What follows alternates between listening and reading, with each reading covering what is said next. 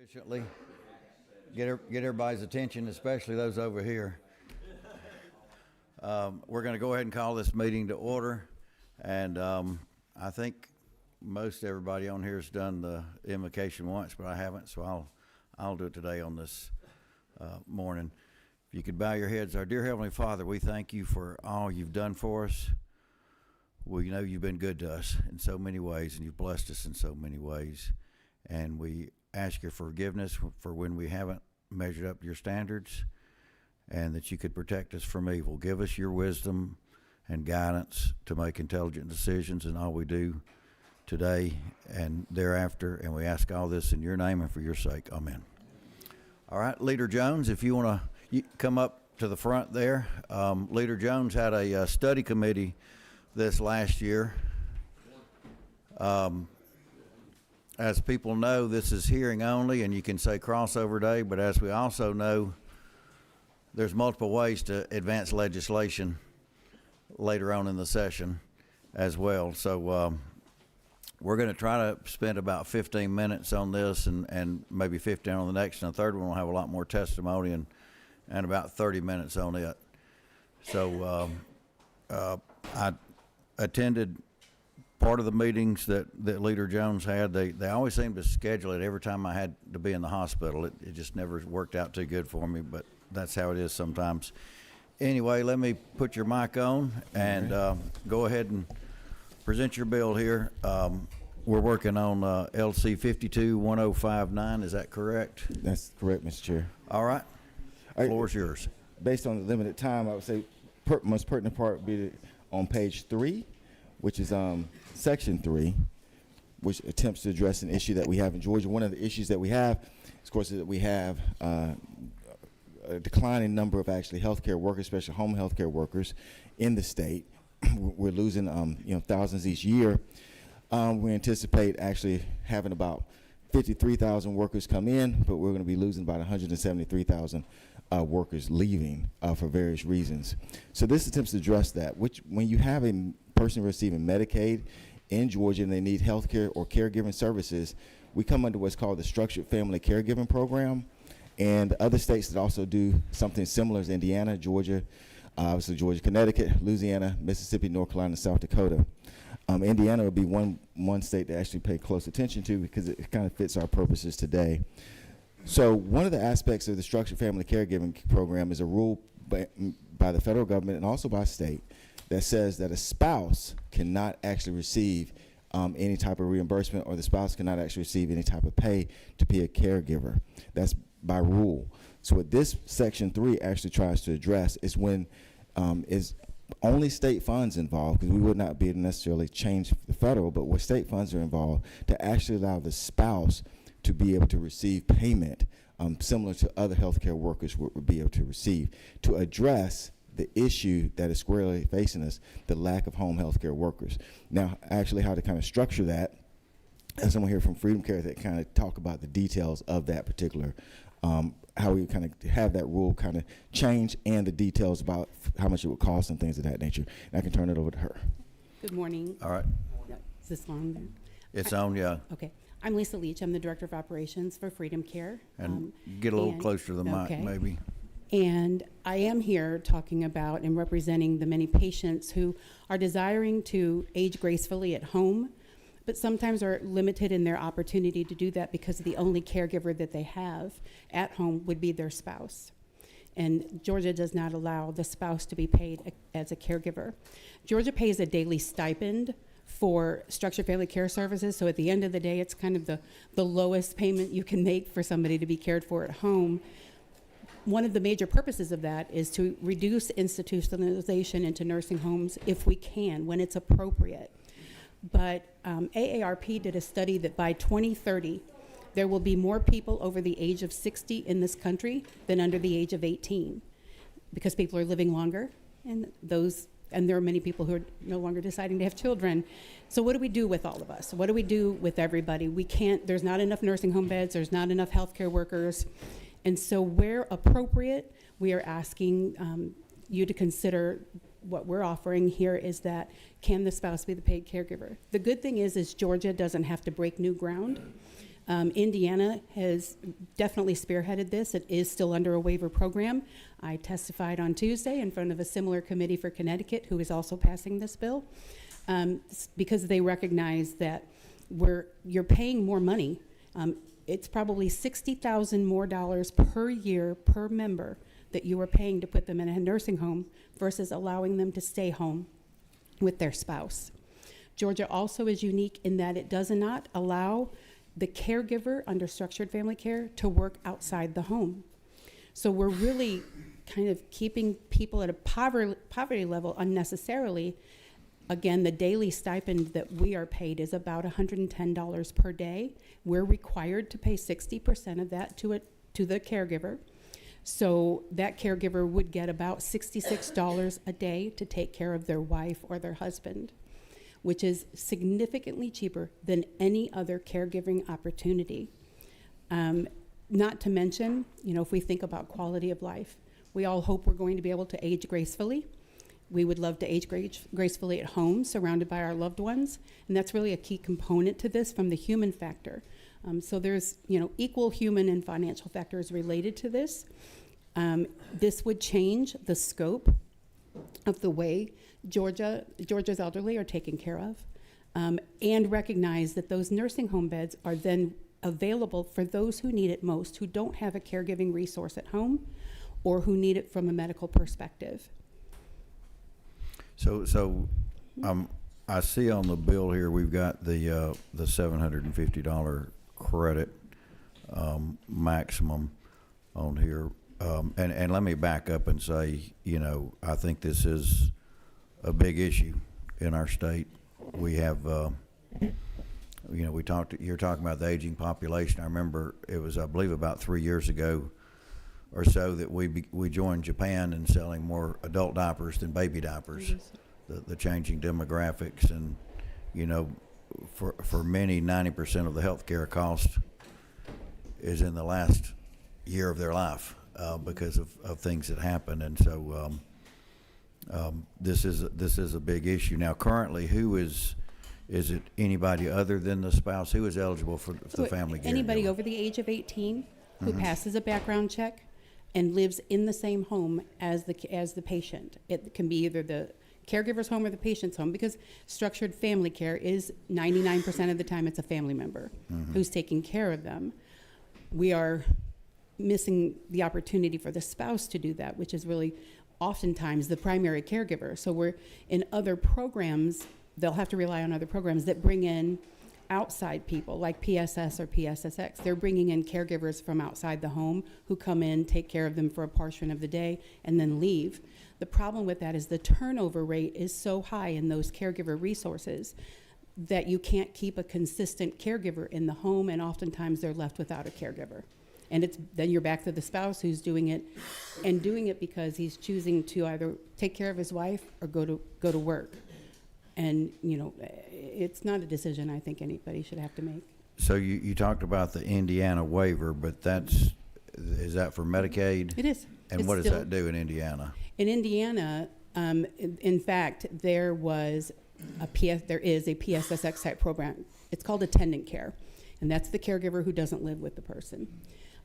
It used to be in Indiana that under that program, the parent of a disabled child or adult could get paid up to 60 hours a week under attendant care to take care of their own child.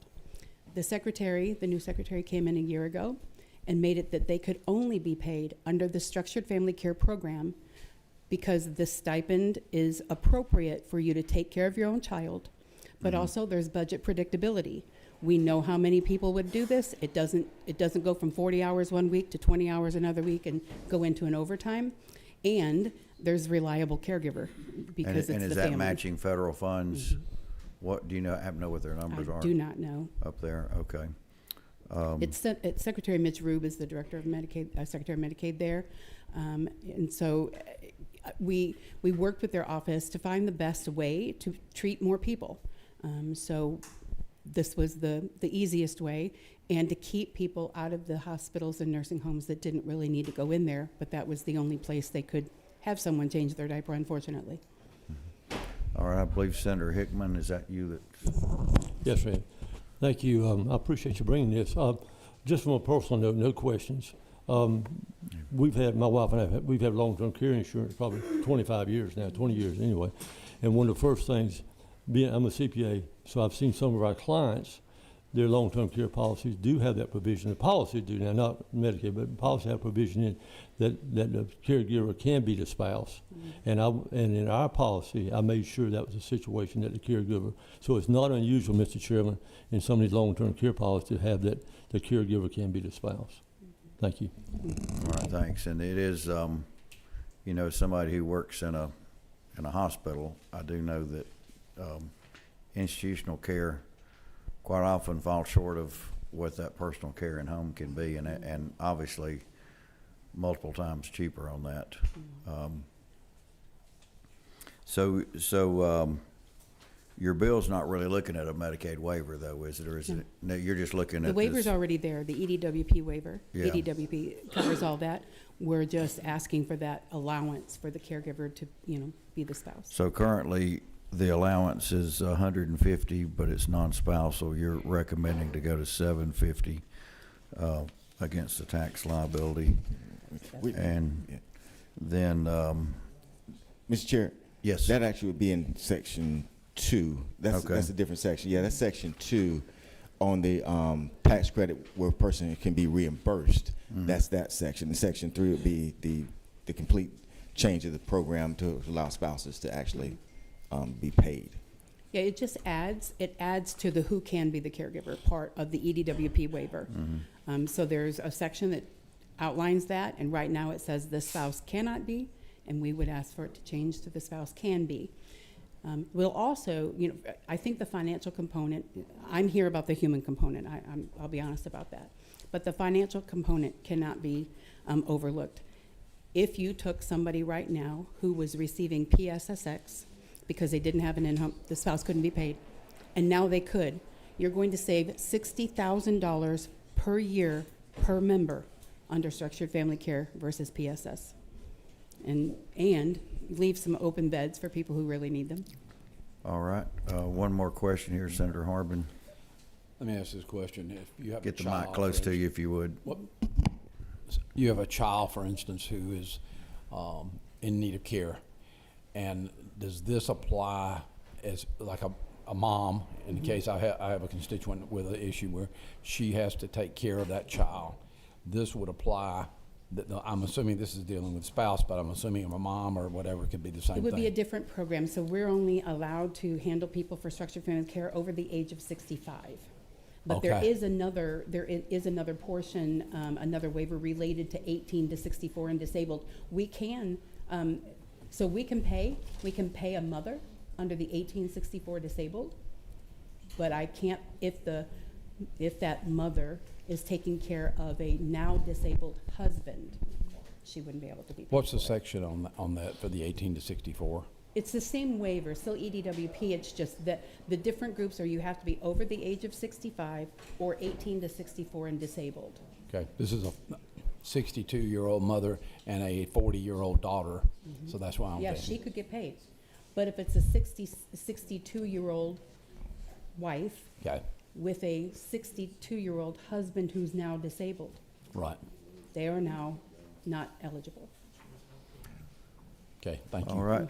I don't see any other questions. We unfortunately don't have a fiscal note yet on this. I will get it to Leader Jones the second it Yes. comes in. Thank you. We appreciate your testimony today, and this is an important issue. I don't know of anybody that hasn't had dealings with this with family members. So we appreciate you bringing this legislation forward. Absolutely. Thank you, Mr. Chair. Thank you Thanks. for the opportunity.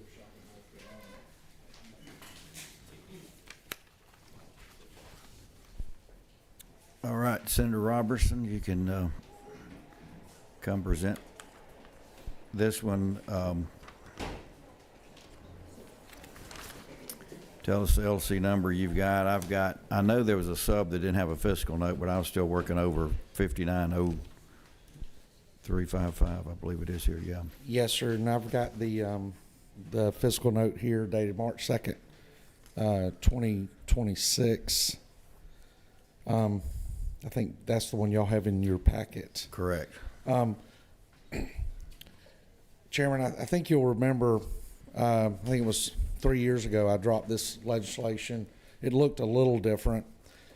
And then last year, one of our friends in the chamber dropped it at the beginning. So I stepped back and let physics do what physics does. And so this year I wanted to reintroduce this back into the conversation. During this session, we have spoken a lot about tax cuts and offering tax breaks to certain segments of our community.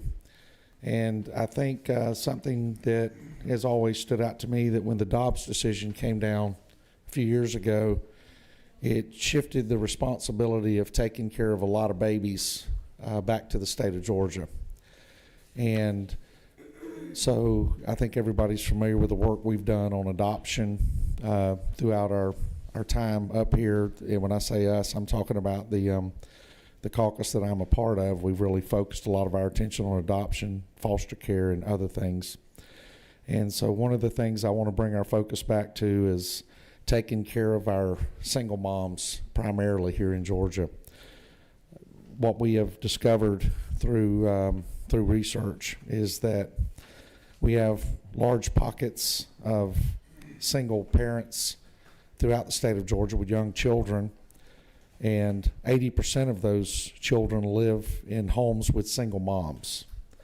I was fortunate enough to be raised primarily by a single mother who was a hard worker. She worked night shift in manufacturing and worked anywhere between 20 and 30 hours a week at a fast food restaurant to take care of me and my two sisters. And she did a great job, and my sister had a job and I had a job, and we never realized we didn't have a lot of money until we became adults and started getting paychecks. And then we realized that, there was more money in the world than we realized, but we had never felt lacking of anything.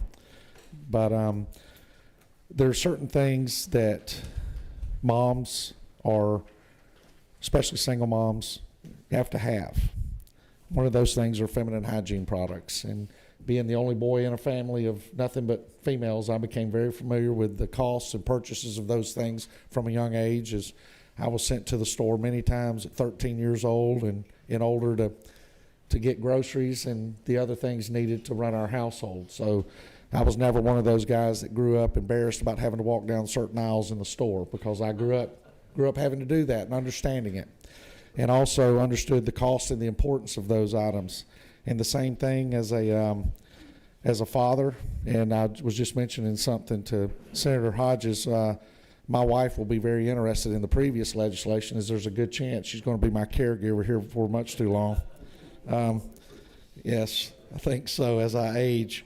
But the other thing, being a dad again, as everybody knows, a few years ago, we were able to bring our baby home, our newborn home, and we got her home, and a heel prick had shown that she was a GA1 baby, which is a unique nutritional issue that at that time only 6 children in Georgia had, which is how their body processes protein.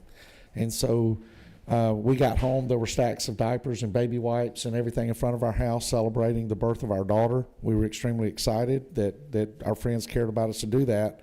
But one thing that wasn't there was formula, because Andy was going to have to be on a unique kind of formula. And that formula, the cost of that formula was about $300 a month. And so we had to join in a co-op out of Washington State. It's where we all put in and help offset the cost of this expensive formula. And so I started looking into the costs of formula, diapers, baby wipes, and everything else, and started thinking back once again to those many single moms around the state of Georgia who we want to raise their babies into healthy, productive citizens and happy young men and young women here in the state of Georgia, and what we could do to alleviate some of the pressure on them. And the pressure that was brought on by the Dobbs decision, which we all celebrated, and the pressure brought on by being a single mom, many times single working mom. And so, again, I thought it was time to bring this legislation forward and to have a conversation about what we could do to help these ladies around the state of Georgia in any way we can. And, Mr. Chairman, I'm happy to answer any questions related to the legislation. So current law, to remind everybody, we do have some sales tax exemptions that exist on food, not food that's for immediate consumption, but for preparation at home would probably be the simplest way to say it. That's right. We have it on prescription drugs. This category is not exempt, and you guys see the fiscal note on it. So it's, you know, it's a issue that I could argue both sides of, I guess, on it. But I don't see any questions right now, but it seemed like there was somebody that was wanting to speak on this, but I don't see it on the sheet. If you want to come up here.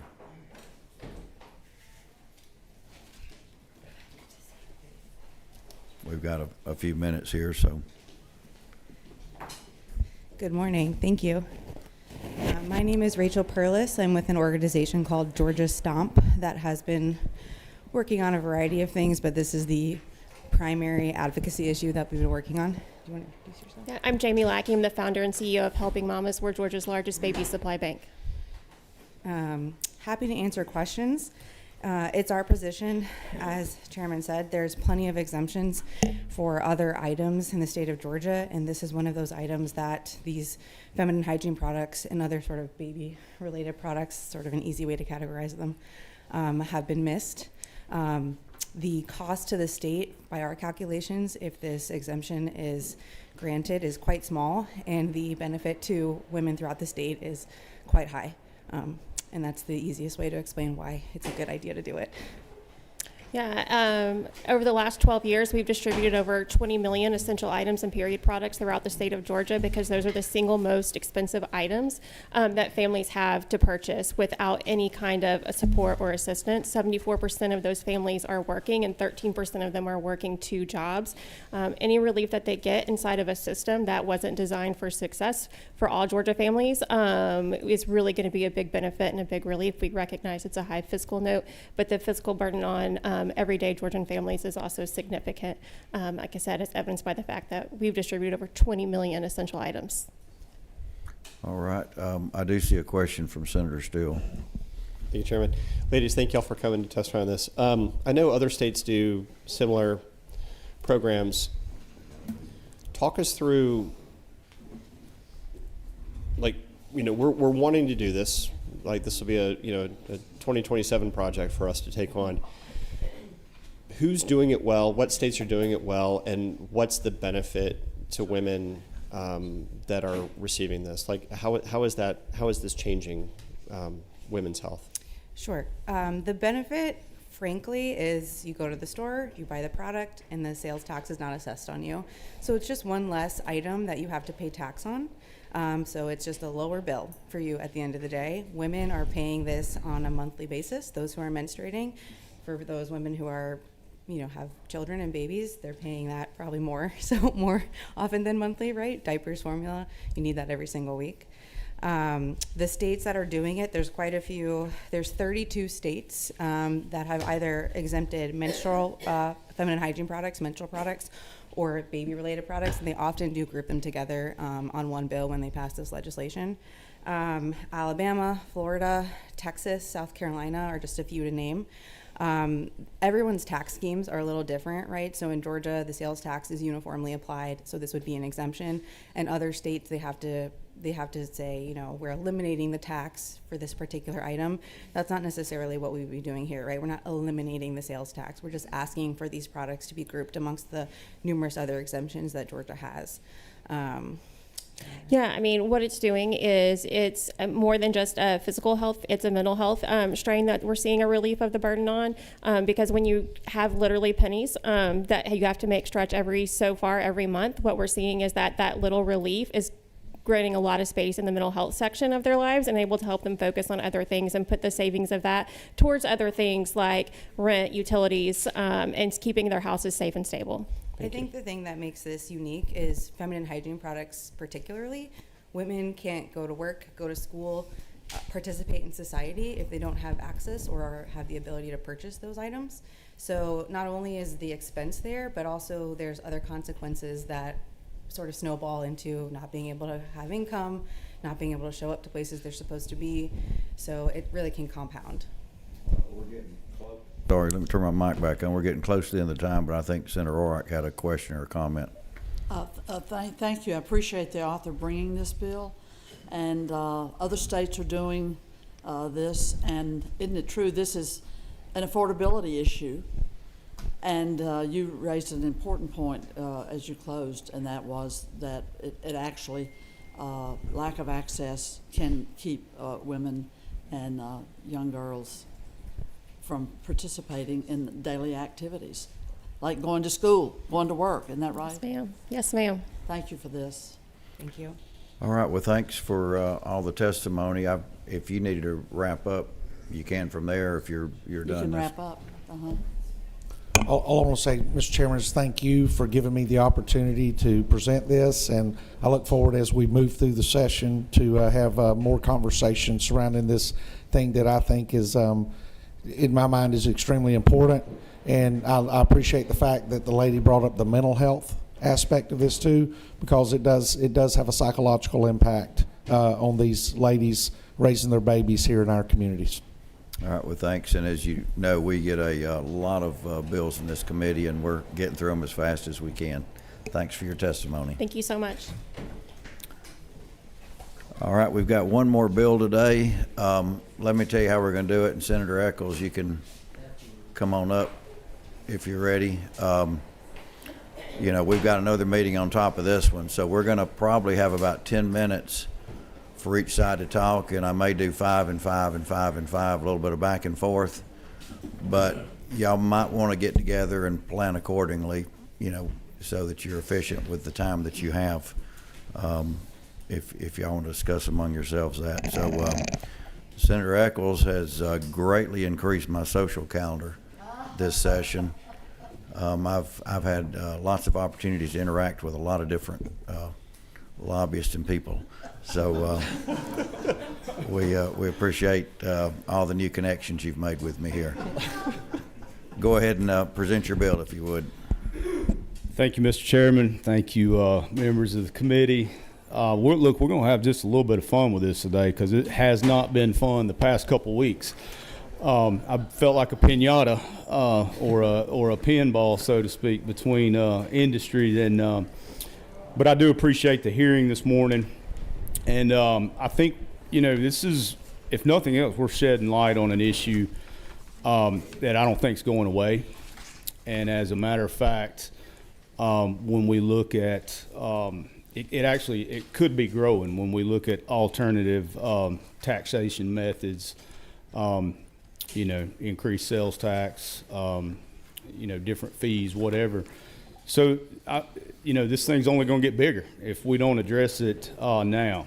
I'm going to have Kevin Carroll with me from Racetrack. He's going to sit with me. I'm sure there's going to be a lot of technical questions, and he'll be happy to go over some of those.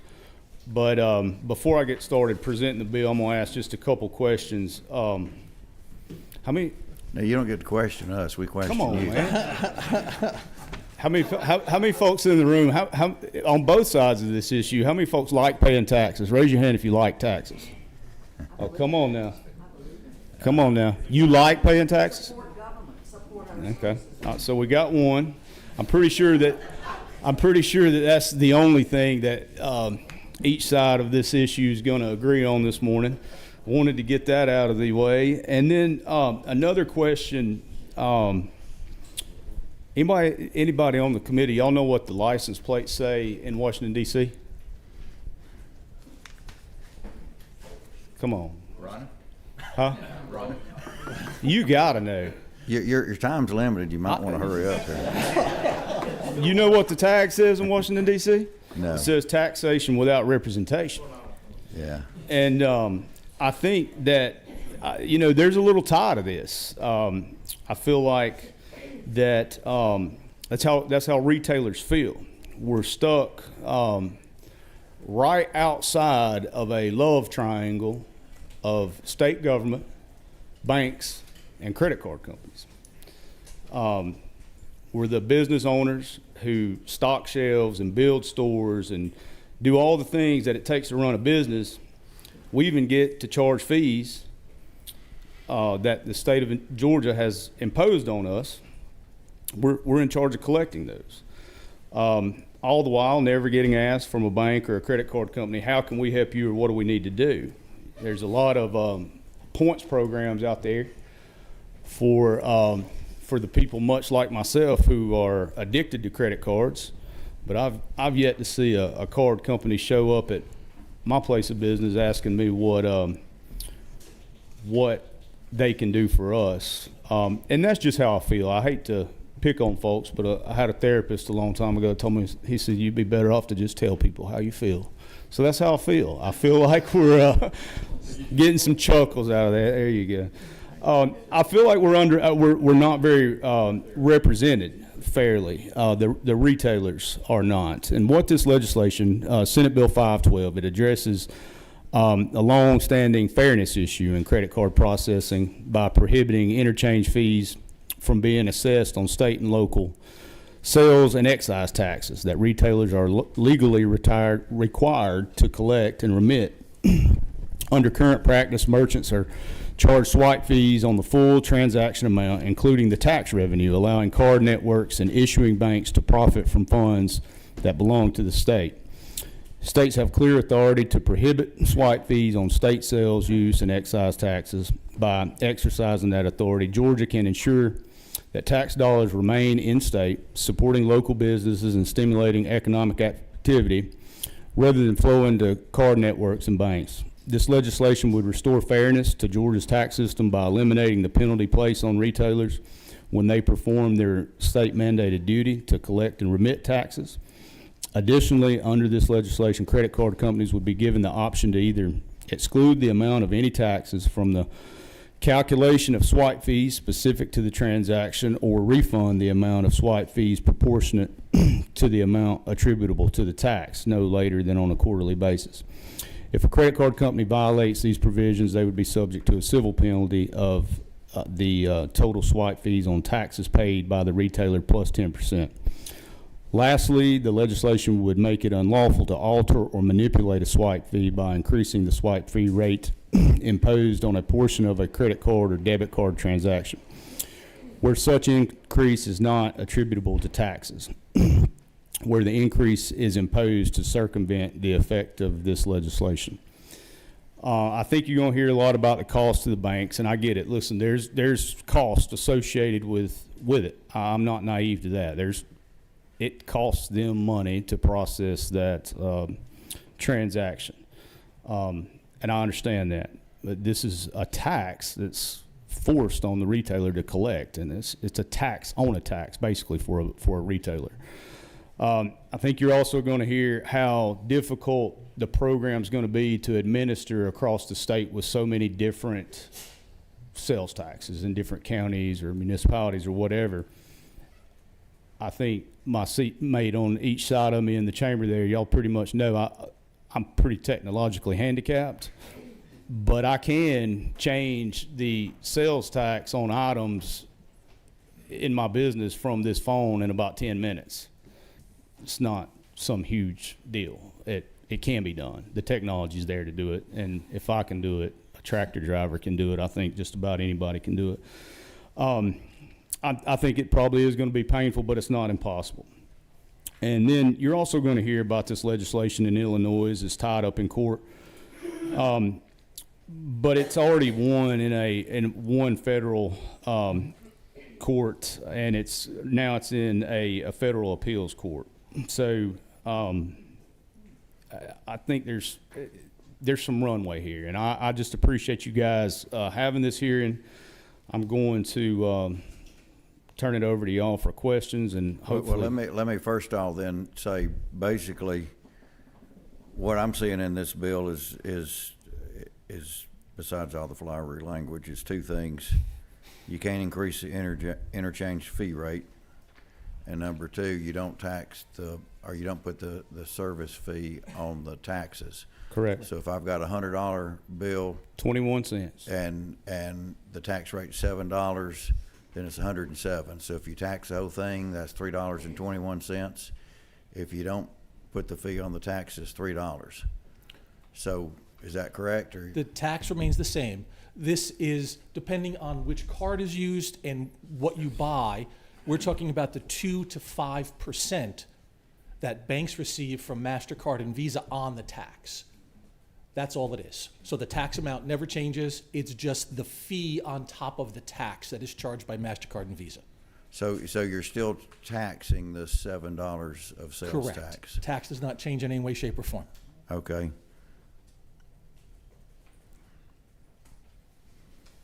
All right, Senators, who is that, Gooch or Steele? Senator Gooch, go ahead. Senator, how does this bill differ than the one we had a year or two ago? Are you familiar? Maybe your witness here can tell us too. I believe the Home Depot Corporation brought it forward, but Is that the one that Senator Hickman carried? I don't know if it ever got carried. I don't think it ever got out of it was in a different committee than this. He was being, I didn't want to say that, but he's the one sitting beside you. I mean, you could have just asked him off the record. Was it your bill? It's the same bill. Okay. Mm. And so am I correct? What I think you just clarified is the transaction fee goes against the total price, including the sales tax. But if you go to a restaurant and you leave a 20% tip, the tip is 20% of the cost of the food, not the sales tax on top of the food or the liquor tax. Is that Correct, right? and we're looking to have the It's fee similar. removed that just applies the tax. Gotcha. Okay. Okay, Senator Harbin. Very interesting. In transparency, I would like to see this as a consideration, is that the fee be shown on the receipt so that people are aware of what's being charged, because they're ultimately paying that charge. Agreed. And what I see is this, is that transparency says, hey, and more vendors are placing two prices, one if you pay by credit card, Yes. one if you pay cash. Right. And I think to put that on the invoice or the receipt says, hey, here's what you're paying for this convenience. And I think that's one of the things we need to look at from a standpoint of just transparency, that the end user is aware of what he's paying. And he may choose to pay cash, which is a way to go, but that's something I would encourage y'all. I think we need to let people understand what they're paying. I would agree. Merchants put those signs up for transparency, so they know why we're charging the fee. These are, if you want to call it, hidden fees, and underneath network rules that we have to abide by, we can't put that information on a receipt today. Because the people that set the rates don't allow us to publish that. Another question, if I give a tip to someone, Yes. is that fee is applied to the tip, where if I pay them in cash, that is not applied, of course, because it's not a transaction that goes through, correct? Correct. There's no interchange cost to process the card that merchants pay banks on cash. Correct. But what I'm saying is that if I tip someone, that In is cash, correct, because it's not included in the card purchase amount. Right, but in the card, if I pay that tip with a card, that fee is included Absolutely as part correct. of that. Then Okay. there'd be whatever the tax is on the $10 tip. Right. And then this 2 to 5% on that tax amount. Very good. Now, you're right. with Racetrack, correct? Yes, sir. Okay, very good. Thank you, sir. Appreciate it. I think would make sense, and it's another way for people to make a decision. Do I want to pay cash or do I want to pay that fee? Okay, thank you. Senator Hodges. Thank you, Mr. Chairman, and Chairman Eccles, my sweet mate, always good to see you. It's been brutal, y'all. Tell me something, what are you trying to accomplish with SB 512? Eliminate a tax on a tax. What you're trying to do, I think, is lower the cost of collecting sales taxes for the state of Georgia for retailers. Is that what you're trying to do? Aren't you trying to, you're mandated to collect sales taxes as a retailer. So you do that. And if I come into your store and I pay $100 and there's a 7% tax, I give you my debit or my credit card, and the bank debits my account or my credit card account for $107, the whole amount, transmits it through whatever payment system is used, and puts it in your account, the entire $107, right? No. we get $107 minus all of the fees. minus the fee. You pay a fee for that. That was my next question. But you get the money and then minus the fee that you pay. And so I still say what you're trying to do is you're trying to lower the cost of collecting sales tax for the state of Georgia. You're lowering your cost that you have to pay, and you're doing it, I think, by asking another vendor to pay it for you. You're asking the bank to forego income so that your swipe fees aren't as high. Is that right? Well, I would say, as the senator had said, it's the merchant's responsibility to collect and remit the tax. I get it. And there is definitely a cost, because I've worked at banks, I've worked at networks, right? So I understand the rationale for interchange. It should be there. There is a cost to process cards. Right. So we are all on board paying the fee to process the cards. We are not in favor of rewarding the banks for a service we're required to give to the state. Doesn't the bank debit my account for the sales tax and send it to your account? Minus fees, yes. Minus fees. The total But amount, correct. Sure. And you don't want to pay, and they get paid by interchange fees on what they transmit. That's how they make money. Sure. There's a sizable investment in their system, just like there's a sizable investment in Racetrack. There's a sizable investment in Senator Eccles' retail operation. All the big box retailers, they all have their costs. But what you're doing here is you're trying to lower your cost, and you're asking a vendor to pay for it. And why bank? I mean, why don't you ask your lawyer, your CPA, your pest control? I mean, why specific to the bank to share your costs? We do with You're every getting what you're supposed to get from the bank. You're getting $107. There's no competition here. This is a mandate. This is an absolute mandate. In No, I interchange, we pay the bank. We have no right to negotiate with the bank. If someone supplies us fuel, I have a right to negotiate the price I buy for fuel. If I buy Snickers bars, if I buy beer, I have the right to negotiate with that vendor to lower my cost. In this case, MasterCard and Visa, not banks, MasterCard, Visa, Amex, they dictate and mandate the prices. We have no negotiation rights with any of them. Well, that's a federal problem that you probably ought to go to your congressman and your senator and talk about, because that's a federal issue. But this issue is basically, it's a money grab. You retailers are asking one of your vendors to help lower your costs. And I just don't get it. It's not fair. I mean, obviously, I was in the banking business for a long time, and I think that a bank provides services just like your services, Senator Eccles, just like your gasoline, and people pay a fee for it, and the market works. So this is where I'm going with all this. If what you're trying to do, and I'm saying what you're trying to do is lower your cost Overall. then let's go to the state and say, you are reimbursing us to do this for you. You mandate that we do it, and we want some more damn money to do it. And that's All where right, we're gonna have to stop now, because we're not gonna agree on this. We're gonna run out of time. One more quick question, and we need to have some testimony. Senator Stills. Thank you, Chairman. I own a couple of businesses that deal with credit cards. Just like when insurance prices go up, just like when fuel costs go up, we increase our price to the consumer, because at the end of the day, they're the ones that are going to have to absorb this, right? So when I'm running heavy trucks on the road, fuel spikes, I put a fuel surcharge on there so that my customer ultimately is going to have to absorb that, so that it doesn't come off my bottom line. How, and Senator Eccles, I guess just asking this just to bring the temperature down, if this costs $1 and I got to pay a 7% sales tax, and you got to take a 3% add on to that, so now it's 3% above 107, why not just raise the price from $1 to $1.15 so that you can do it? Or where is the tipping point of the credit card fees? It never stops. The higher the price, the higher the taxes, the higher the fee.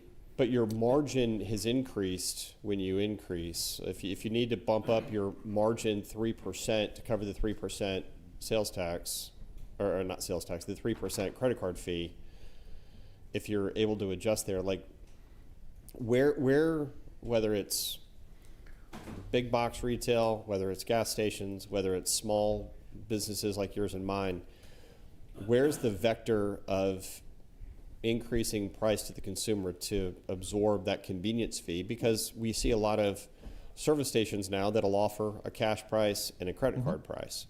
So how come businesses like yours and mine don't do the same, or should we?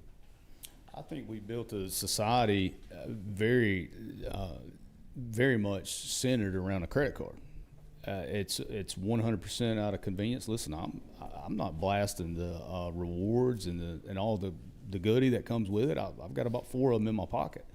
Hope they're all paid up. But what you're talking about is on that. I mean, that in essence going up on the price just at the end game. In the end game, rewards the credit card company. All right, we got to move on to testimony here. I see 4 speaking against it. You can have 2.5 minutes each, or you can negotiate with each other and have a couple of spokesmen, whatever. Joel Wiggins is listed first against it. Y'all need to.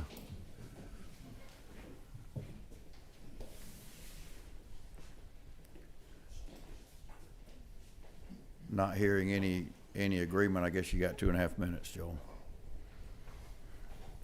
Go ahead. I'll abide by the 5 B's and be brief, brother, be brief. My name is Joel Wiggins with the Southern Group of Georgia, representing the Electronic Transactions Association. You probably heard Metro Atlanta referred to as Transaction Alley, and that's because of the $12.7 billion in annual GDP and 71,000 jobs the industry is responsible for. And it is on behalf of that industry that I'm here to just kind of caution the committee and this illustrious committee that looks at taxes every day. I know you understand this issue, and we do warn of the far-reaching impacts of the simple explanation of a tax on a tax, what that would mean, creating a new system, looking at, as you know, there are 4 different tax rates in Fulton County alone. There's 2 in Clayton County. This would be a geographical nightmare for a system to come into and try to understand. And we are very much open. We've been talking to Chairman Eccles, have enjoyed our discussions. We've talked to our retailer friends, and we'd like to continue discussing and educating on the far-reaching impacts of this piece of legislation.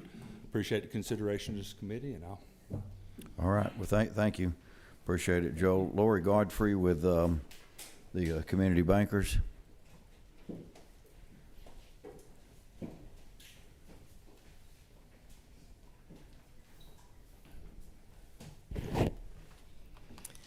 Good morning, Chairman Hostetler, members of the committee. Thank you for the opportunity to speak. My name is Lori Godfrey, and I'm the Chief Operating Officer at Community Bankers Association of Georgia, and we represent all the community banks in Georgia. I'm here to testify in opposition to Senate Bill 512, but first I'd like to thank Senator Eccles for allowing our association to express our concerns with the bill. We appreciate the dialogue, but we do stand firm that this is an issue that needs to be addressed at the federal level. The bill would increase costs for Georgia consumers, create a logistical nightmare for small businesses, and threaten the stability of the local banks that fuel Georgia's economy. There is a misconception that interchange on tax is a tax on tax. In reality, interchange is a fee for a guaranteed service. Part of that service is fraud protection, and when a customer swipes a card at a merchant, our community banks take 100% of that risk. If that $100 transaction is fraudulent, our institutions lose the full $100, including the portion that was the sales tax. If this bill passes, banks are being asked to provide the same fraud protection, the same immediate funding, and the same digital security for a portion of the transaction, the tax, completely for free. No other industry is mandated by law to provide its core service at a loss. I urge the committee to reject 512, and at the very least, Georgia should wait for the federal courts to finish their review of the Illinois law before we inject the level of uncertainty in our state's economy. I would also encourage you to consider House Bill 439 that is before the committee that deals with vendor compensation, which would be a way to address how retailers could receive more for the collection of the state sales taxes to address concerns that they have. Thank you for your time and consideration. Thank you. Both sides would agree to stick it on the government, it sounds like. Trip with the Georgia Bankers Association.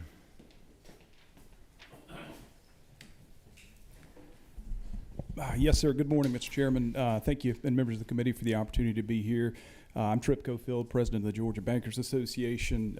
Also want to thank Mr. Eccles, as Lori did, for working with us and hearing us out on this issue. In the interest of time, I will do my best to be brief. I had some prepared remarks, but I'm going to try to skip through those.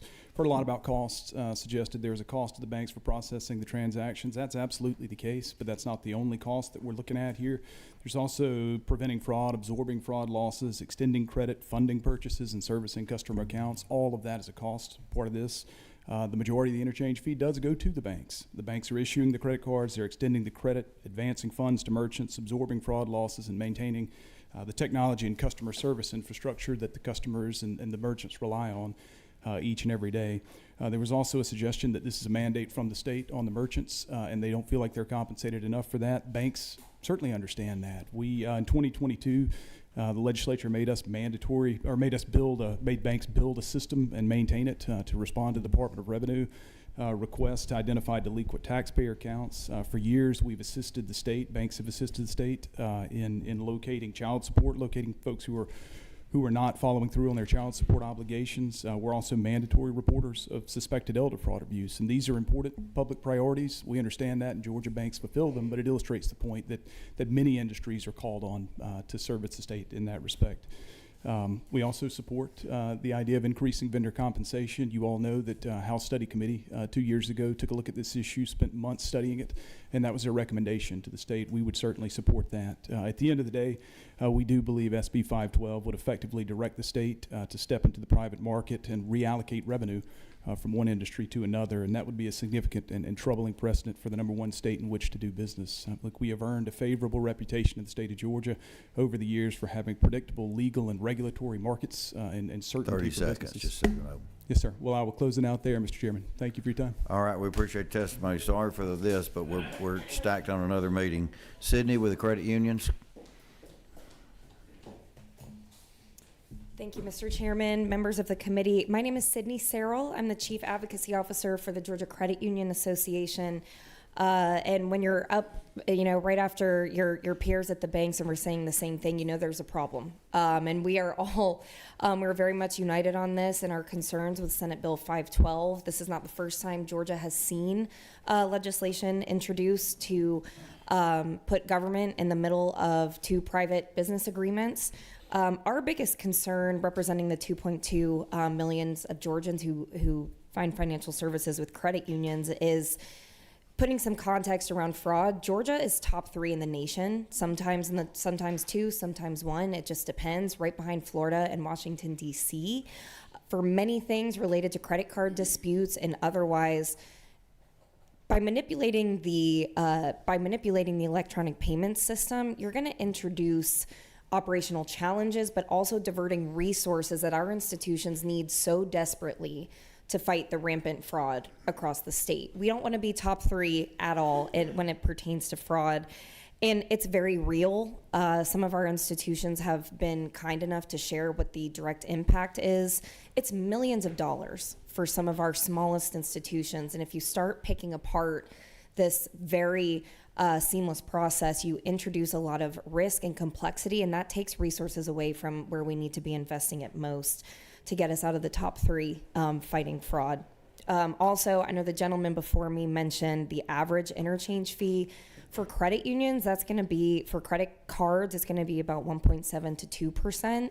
And also the interchange fee is just part of the overall transaction fee. There are a lot of other parts to this. This is a very specific fee, part of that transaction that goes directly to the card issuers, your credit unions, your banks, your, otherwise who are issuing and guaranteeing full payment immediately at point of sale, assuming full liability. And when our members call and say their card has been compromised at a nearby retailer, we're going to reimburse them for the entirety of that transaction. 15 seconds left. Because that's what matters. We want to continue serving Georgians with secure and safe payments. And so if we're going to have this conversation, we would welcome the opportunity to also address it simultaneously with equal liability around fraud. All right, thank you. Thank you very much. Thank you, Sydney, for your testimony. I think Kevin with the racetrack wanted to speak on it too on his own for a couple of minutes if you want to. We've had a good bit of testimony, but we can give 2 minutes here, I guess, for your own testimony. Thank you, Mr. Chairman. I appreciate it. Committee members, thank you. So I've worked at credit unions, banks, processors like Fiserv, based here, worked 14 years at MasterCard. I have 2 patents on interchange. When we talk about technical, today there are specific cards, commercial cards to buy fuel, purchase cards your office may have. We are required to separate tax into a new field for those cards today. The members of the ETA support that today. Members of the ETA sell services to provide that tax information to banks. They collect it today. We're asking for that to be applied to all cards, not limited cards. There's no change in the tax collection process. It's still the merchant's burden, nobody else's. We talked about, and I've heard people talk about market interference. If I can't negotiate with somebody to change a rate, how does this interfere? I personally, not a lawyer, not a member of Congress or the Senate, I don't understand that piece. If I can't negotiate with you, how can anybody else interfere? People have talked about removing rewards. Other countries have far lower interchange than we do and haven't removed rewards. I can't believe our banks aren't as smart as banks in other countries and can't find a way around this. Talked about fraud, okay? Yes, if a consumer says, fraud was committed against me, the bank gives them credit, they immediately do a chargeback and take the funds out of my account before I have a chance to prove they were there with video, and it's them with their card, with their car. Money's taken out of my account instantly, and I have no recourse until I go fight the process. And banks have 2 or 3 rounds to try and keep that money. About 15 seconds left. Thank you, sir. It's not as technically challenging as people think it is. It exists today, and again, we just think we want to not pay banks for our responsibility to collect and remit tax to the state. Thank you very much. Thank you. Stephen Lofton, I don't know if we heard from Stephen yet, so we can give a couple of quick minutes here. We're running up on the top of the hour, and then we'll try to give the sponsor of the bill maybe 60 seconds to close. Thank you, Mr. Chairman and members of the committee. Appreciate your time. I'm Stephen Lofton. I represent the Georgia retailers on this issue. We are in support of Senate Bill 512. I just wanted to give a little bit of scale to the issue. As you know, retailers work on very thin margins, razor thin, 2 to 5% in most cases. In 2024, the fees on just the sales tax in the state of Georgia were $325 million. $325 million. The vendor's comp that was received by retailers back from the state was $103 million. So we're talking about a $220 million delta, a $220 million difference for these businesses that are operating right on the edge. So we just wanted to communicate that to you. Appreciate your support for the bill. Thank you so much. Thank you very much. All right, Senator Eccles, come up and give us a closing on this. Just apologize to you, Chairman, for making such a popular guy over the past few weeks. No, obviously, listen, there's a lot of passion here, and just it's in what world is a tax on a tax right? And you just heard $300 million worth of interchange fees versus $100 million worth of vendor comps. I'll leave you with, and the committee with, the retailers truly are on the tip of the spear and not really invited to the party when it comes to negotiating. There are no negotiations. So thank you for your time, and I appreciate the hearing. Thank you. Thank you all for the testimony. I know this has been a issue that I can certainly see both sides of, I'll say that, and we'll continue to look at it moving forward. Meeting adjourned.